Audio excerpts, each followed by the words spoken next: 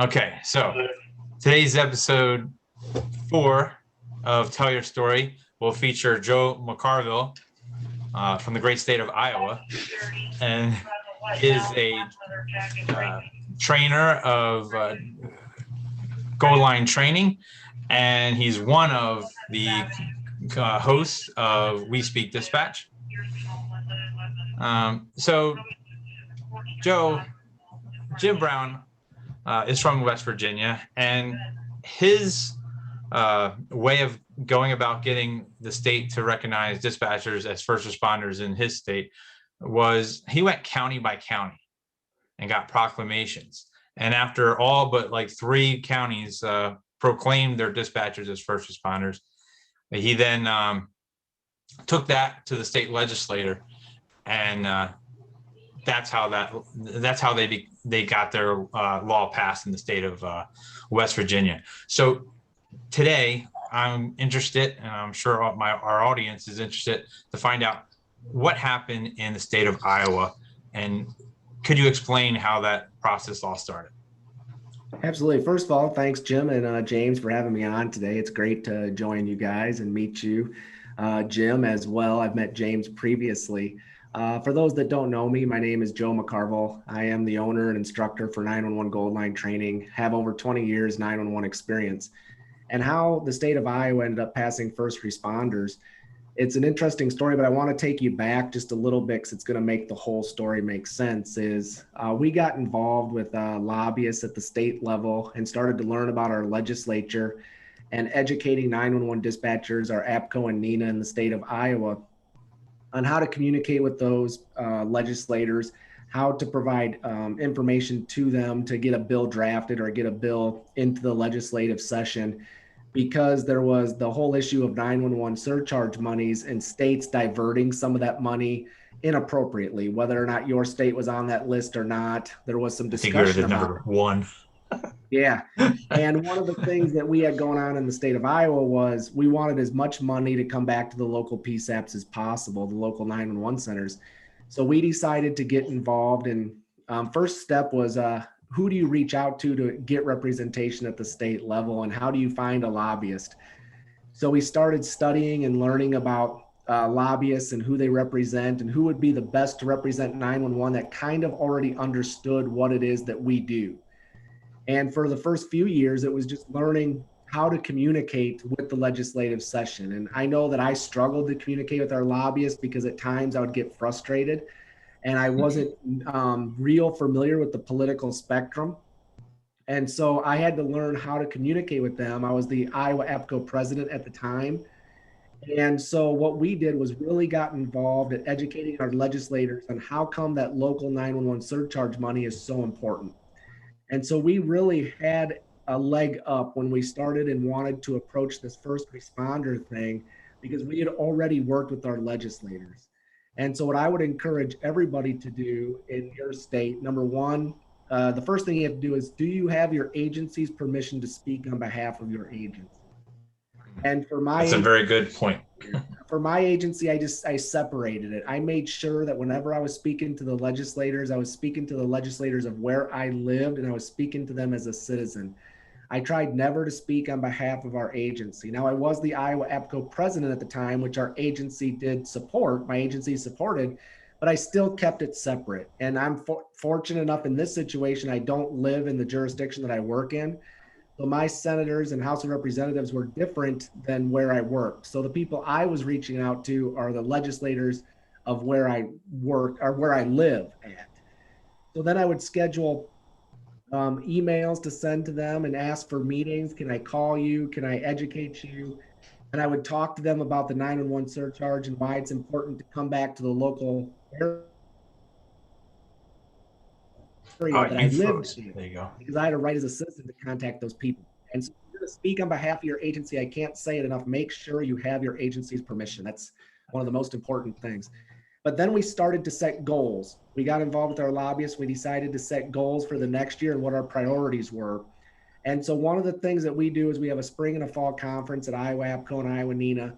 And we would set aside 15 to 30 minutes on each day for our lobbyists to come in and give an update on the state of Iowa.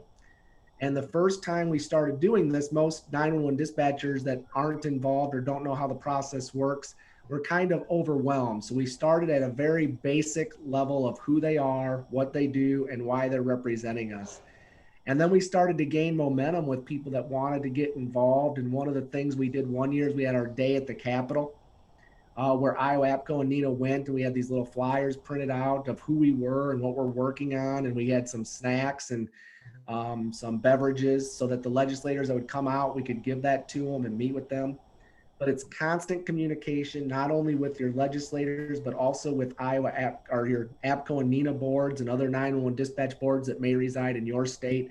It's getting people involved and understanding how to determine who your legislator is, so you know how to contact them, and then making sure that your state has a unified message, because our state is very dynamic. We have 2 to 3 fairly large cities, and we're also have very small cities where we have one PSAP person or one person PSAPs in our state. And then some of our jurisdictions and agencies have, 5 to 10 people working at a time. So not real large, but fairly large for Iowa.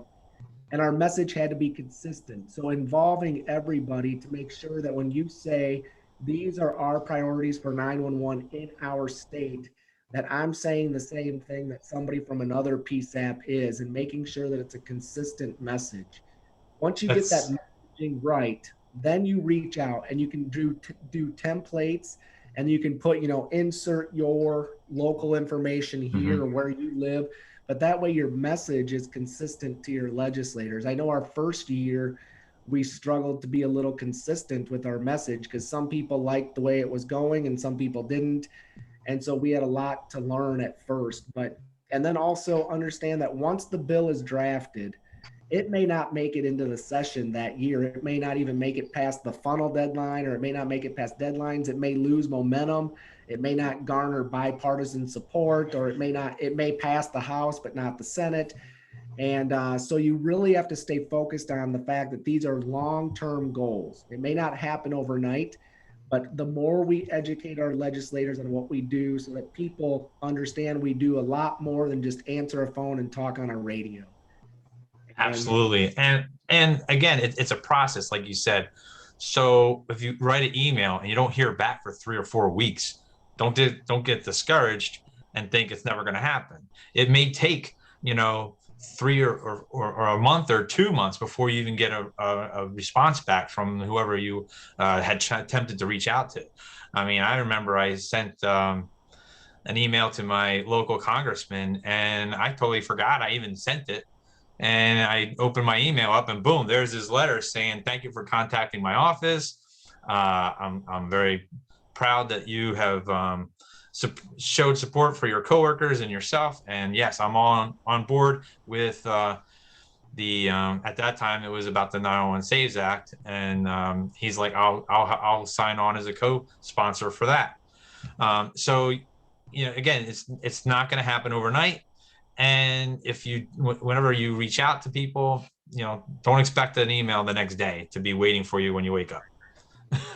right. And I like your warning about either getting your agency's permission, or if they're not interested in having you use them, then be prepared to represent dispatchers as a whole and as yourself, and not bring up your agency, which is exactly how my agency asked me to speak on behalf of this dispatchers in New Jersey tomorrow, without mentioning the fact that where I work. So yeah. And that's common. That's not a smack against you or anything, James, but a lot of times agencies only allow 1 to 2 or whatever very high ranking people at an agency to speak on their behalf. So I always tell people, make sure you have your agency's permission, but just because you don't does not mean you can't get involved from a citizen level. yeah. And, so one of the things that I did was I reached out and asked if I could meet, and this was pre-COVID, but I reached out and said, hey, can I meet you guys for either breakfast, lunch, or supper? And I just want to talk to you about why we're in the county I live in, why it's so important to understand this money and where it's going. And then they actually, once you build that relationship, when these other important bills come up, they actually reached back out to me and said, what do you think of first responder status in the state of Iowa? And so you build these relationships with them. And when you learn about building relationships, the first step is to build trust. And how do you build trust? You meet with your legislators and you get to know them just as much as they're getting to know you. So give them an opportunity to talk, learn about them, ask them what their priorities are, show just as much interest in them as what you're hoping they're going to show in you. And I have built that bridge with the legislators in the county that I live in. And I do think that if I reached back out to them, they would be more than willing to speak with me. And the very first breakfast that I had with them, when I met with them, they weren't interested really in my message at first. It was a rough start. He's like, well, we just need to, we need to make this quick, kind of wanting to brush me off at first. And then they started asking me questions and realized, wait a minute, this guy knows a whole lot of information about this topic in 911. And I didn't take it personal. It was hard not to. It was very hard. That's a good warning too, like don't take it personal because, yeah, I mean, and they're getting approached by so many different people for so many different things. Mm-hmm. So, and I liked your idea of going to the State House, but obviously with COVID, that's not really, available at this moment. Now, hopefully after the vaccine gets, distributed more and things hopefully continue to trend better in the right direction, that's something that you might be able to do next year or the following year. But those are all great examples and good ideas to share with our people, which is exactly what this show is all about, is trying to share ideas. And Jim, I'm interested in your story a little bit too. How did you guys do it in West Virginia?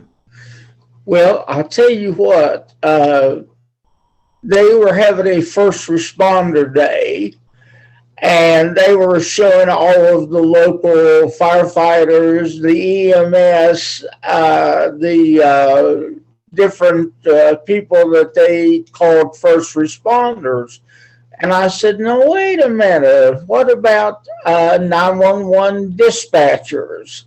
So what I did is Kanawha County, which is the state capital of West Virginia, all of the county commissioners here was behind me. They knew about my 16 years experience that I had in 911, and they made the proclamation. Well, I got on the phone and called the other 54 counties.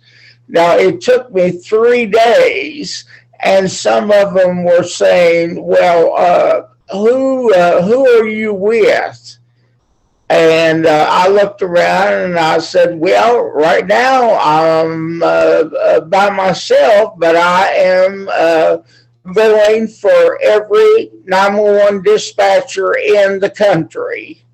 And I said, they are not secretaries. They do so much more. And I'd like for you all to do a proclamation stating that. So they made different ones, and some of the counties said, hey, send us your proclamation that you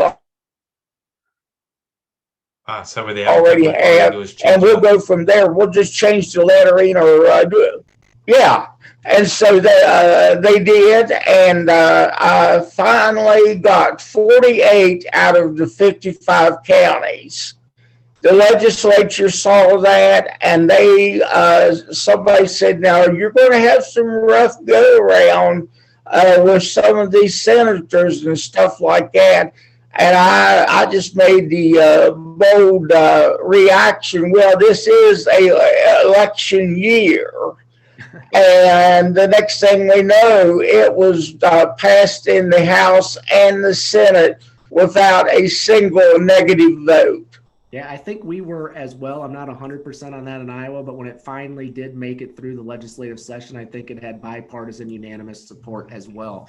So what I would tell the other states out there is once you get involved and educate them on what you do, why it's necessary, the types of calls that you may encounter, the turnover rates, the burnout, the stress that we encounter, the inability to hire people, the difficulty of training somebody, and the training dispatchers or CTOs burning out because we're constantly training, and you add all of that information up. It Build really it up. says that we need to be first responders. And one of the things that I'm really proud of in the state of Iowa is we passed it in July of 2020. And we just had COVID hit.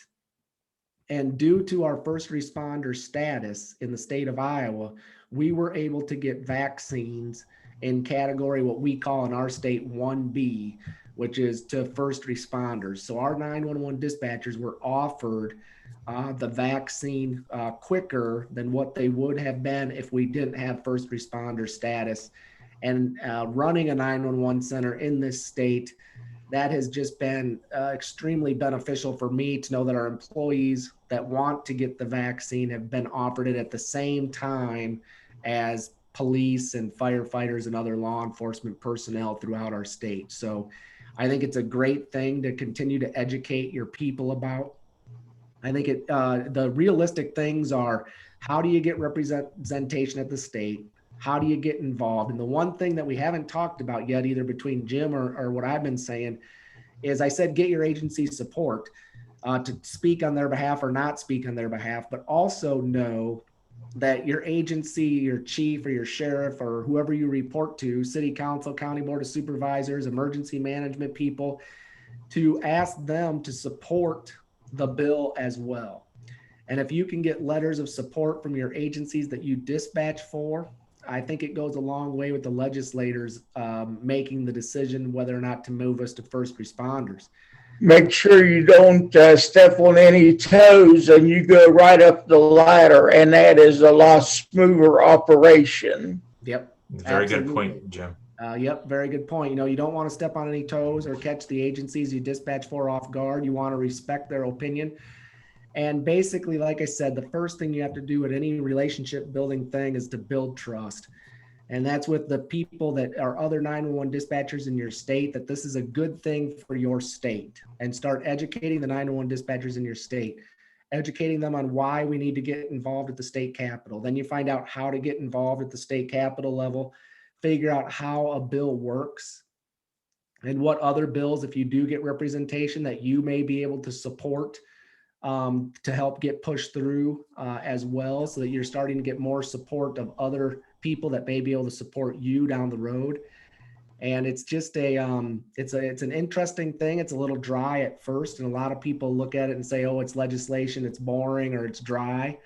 But it's been some of the most beneficial things to 911 dispatchers in this nation, as well as in our state of Iowa, and I'm sure in Jim's state of West Virginia. And good luck, James, tomorrow to you for getting up and speaking and telling your story. I would just encourage you to, be calm, just spell it all out exactly like you do when you have these conversations. And I know you're going to absolutely do a fantastic job. And thanks for representing 911 dispatchers all across the nation. Well, thank you very much. I appreciate it. It's I think the best thing when we encourage our members to write letters and make phone calls is like the episode's title, tell your story. Tell your story, what you've experienced, the type of calls that you've handled, and how you made a positive impact on those calls. Most of the time before patrol, fire, or EMS can even reach the scene. We've all had those kind of calls where we were able to make a huge difference even before patrol pulls up out front of the house. So, everyone wants to be humble, and it's not about bragging. It's about, teaching, it's sharing what it is that we really do, and there are probably some legislators out there that just assume we are. How many members of your local state legislation don't realize that we're still kind of clerks and secretaries, in the eyes of the law. So that's where educating is so important. Yeah. And the more we start to do in our profession, the more we take on, at least in our state, text to 911 is now there.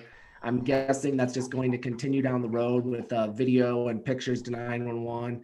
There's other geolocation type services that are more accurate now. And the dispatcher is tasked with taking in a lot more information than they ever have been, but processing it just as fast, if not faster than they ever used to. And that's the thing that I just like to spell out, is that you can give them more and more and more. Okay. But sometimes you want to make sure it's the best thing. I think a lot of the stuff with next generation 911 is the right way to go. It's the best thing. But the dispatcher still has to be able to manage all of that and train. Absolutely. And the number of seats and people in the seats has to be adequate to the job that you're asking them to do. The training that you're giving them so that they are able to do it and do so efficiently and effectively has to be maintained and documented and tracked.